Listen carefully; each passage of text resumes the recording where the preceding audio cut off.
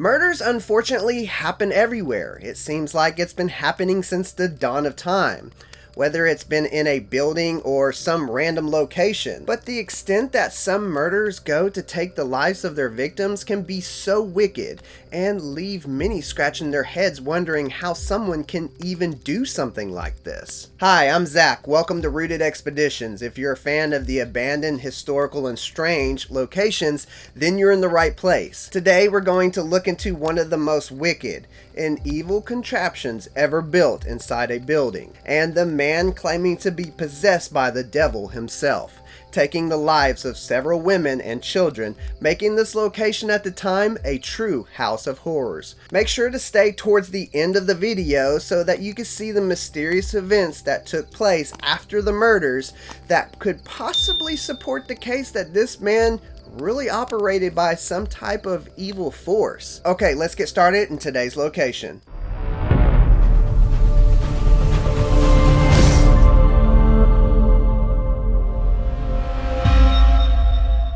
In 1886, a man that went by the name of Henry Holmes arrived in Chicago, Illinois. Henry was a doctor who was very knowledgeable in medicine. He was a very likable person, he dressed nice, and it seemed like everyone had nothing but nice things to say about Henry. He would apply for a job at the drugstore on 63rd Street. His knowledge in medicine and his likable and charming personality would land him the job. Everything was going well for Henry, and it seemed like everything was working out for him. But one day, it was said that the owners of the drugstore, who were a couple, probably in their 60s or 70s, just vanished, and they were never seen again. A year later, in 1887, Henry would use the money he made while working at the drugstore and money that he had saved through the years, and he would purchase a lot across the street from the store.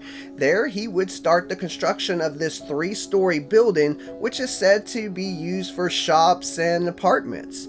And the second floor, well, let's come back to that one. As the building started to take shape, many would say that the structure was ginormous and kind of ugly. Having over 100 rooms, Henry would use the entire ground floor as the building's storefront, which the whole structure would stretch out the whole block.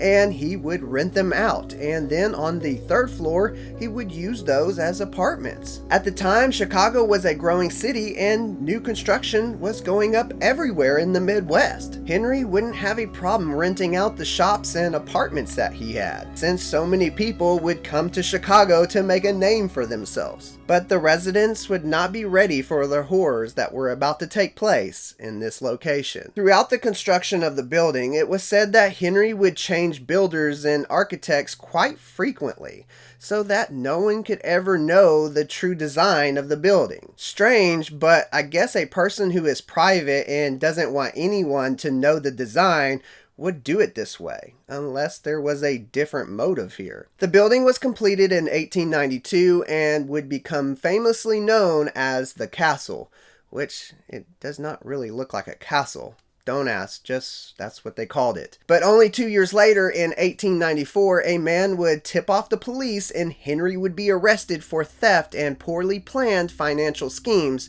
from when he was constructing his building. The police would investigate the building to try to find answers to his money schemes, but they would not be prepared for what they would find next. The police would search the 1st floor and all the storefronts, but they wouldn't find much of anything to really help them out with the case against Henry. That's until they made their way up to the 2nd floor. Upon making their way onto the 2nd floor, they were confused to what they found. There were these false walls that were on hinges, kind of something that you would see in, let's say, a haunted house, as it looked like some of the walls could be moved or rearranged in some way. As they explored more, they could see that some rooms had like 5 doors and other rooms didn't have any doors. And along that, there were these steel plates that went around the walls, which looked like it would be used for soundproofing a room. Then, when they were searching the third floor, and that's where Henry was said to be staying,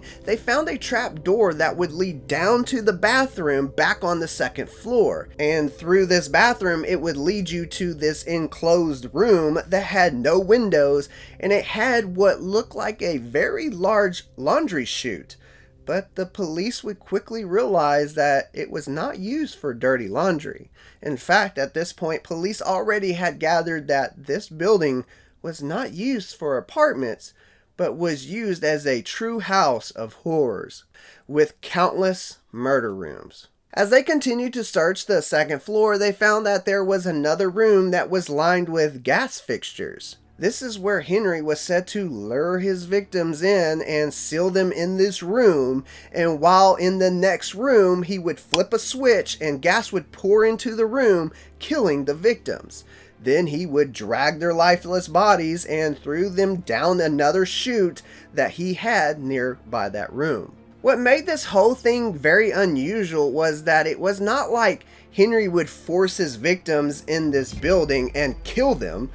They would simply just come to the growing city of Chicago looking for a place to stay, and with Henry's charming personality and with his reasonable rent, they would just come in and try to find their rooms. But as soon as they made it to the second floor, they couldn't leave, as the door behind them would lock, and they would be forced to move forward to find their way around. Henry had these contraptions put throughout the whole building so that when someone would walk up the stairs or open a door or even walk into a room, it would set off this alarm that he had in his room on the third floor, which would alert him to who was where. Police would finally make their way to the basement. They would walk down the dark stairway until they made their way to the bottom of the stairs, and when they thought they saw it all, they were shocked to find a bloody massacre. They were met with a blood-soaked operating table. They found women's clothing along with another operating table that had a crematory right next to it, which, by the way, they found some jewelry in the ashes,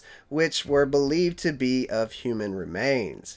There were different types of medical tools and these bizarre and wicked torture-like devices. They also saw disintegrating acid that were up on the shelf, which would be used to dissolve Henry's victims. So Henry, after killing his victims, he would drop them down the chute from the second floor, which from the second floor to the basement was about 30 to 35 feet down. He would from there dismember his victims, and he would take the organs, bones, and sell them to medical institutions or on the black market. And whatever he didn't sell, he would dump into these barrels of acid or burn them in the crematory. It would later show that in the 2 years Henry was in operation at this building, he hired over 150 women to work for him, which some of them were known to be married to him. It was said that he had up to 7 wives at one point, but several of the women went missing during those 2 years. But it's kind of hard to tell with the lack of technology and resources.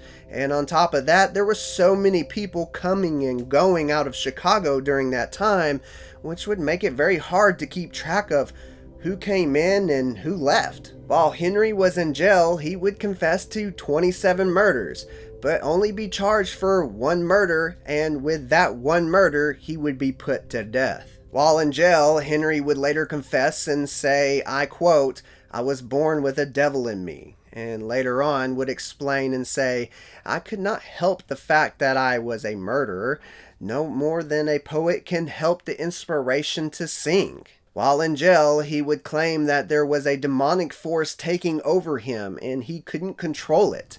And it was said that his face would turn from normal to this demonic look. The con artist and serial killer Henry, or famously known as H.H. Holmes, was executed by hanging until dead in 1896. Henry took the lives of young women and children, mutilating and selling their bodies for money. During his execution, when he was being hung, the floor opened up beneath him and he would fall, and his neck did not snap as it was supposed to. He would twitch for about 20 minutes before he was pronounced dead. But the story doesn't stop there. Here's where the dark turn of events start to take place. The man who had initially tipped off the police in 1894 was shot by Chicago police. The warden at the prison where Holmes had been held killed himself. Then the DA who went against Henry caught on fire. Then in 1914, a man who was a former caretaker at the castle after Henry was arrested committed suicide, which he left a note before killing himself which read, "I could not sleep." Now, today the murder castle itself is no longer standing, and in 1895 the mansion was destroyed by a fire. The mansion sat abandoned until it was completely torn down in 1938. And where the castle used to stand sits a post office. Here's a little bit of history for you. Please subscribe. Peace, I love you, and as always, God bless.